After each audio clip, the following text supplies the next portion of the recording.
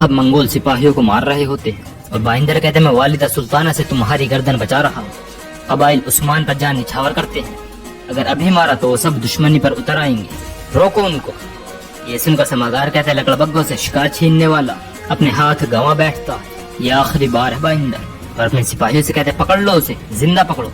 कि उसी दौरान वहाँ उस्मान साहब के सिपाही आ जाते हैं और मंगोल सिपाहियों को तोड़ फोड़ देते हैं। उस्मान साहब बाइंदर और समागार को तोड़ते हैं।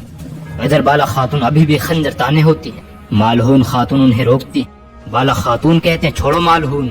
मालहून खातून कहते हैं मामलात मुश्किल बना रही है। बाला खातून कहते इनकी बातें नहीं सुन रही।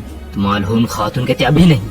कि तभी वहाँ दोनों तरफ के सिपाही आ जाते हैं और तलवारें तान लेते हैं। और बेंगे खातून कहते बाला खातून आप क्या कर रही हैं, आपके सामने वालिदा सुल्ताना खड़ी है। इस पर बाला खातून कहते अगर ये वालिदा सुल्ताना है तो ये उस्मान साहब का महल है और मैं उनकी बीवी हूँ। और मालहून खातून सुल्ताना से कहती हैं जो कोई भी हो हम अमानत हवाले नहीं करेंगे। और बाला खातून कहते और इसके लिए हम मरने मारने से भी पीछे नहीं हटेंगे।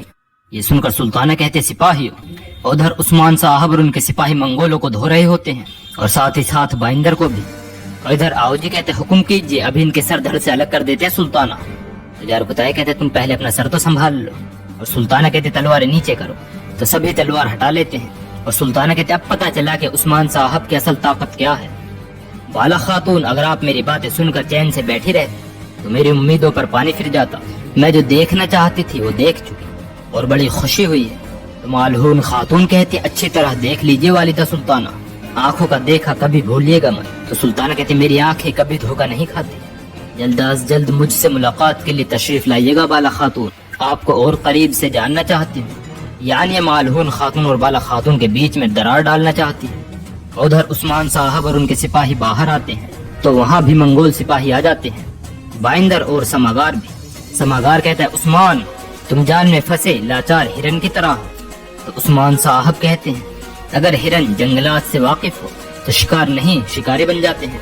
समागार कहता है तुम्हें मेरे इस महल में दाखिल नहीं होना चाहिए था, अब कैसे निकलोगे भला। तो उस्मान साहब कहते हम इसे तुमसे छीनने के लिए ही यहाँ आए हैं, छीनना भी आता है। और फिर मंगोल सिपाहियों को तोड़ने फोड़ने लग जाते हैं और अपने सिपाहियों से कहते जानते हो ना कि क्या करना है। तो तोराहान और शामिल वहाँ से चले जाते हैं और रास्ते में आने वाले मंगोल सिपाहियों को काट डालते हैं। उस्मान साहब और उनके सिपाही मंगोल सिपाहियों की चीथड़े भी घेर डालते हैं, उन्हें गाजर मूली की तरह काट रहे होते हैं। और बाइंदर बोरान से लड़ता है। मंगोल सिपाही उस्मान साहब के सिपाहियों को पकड़ लेते हैं और बाइंदर और उसका सिपाही बोरान को पकड़ लेते हैं।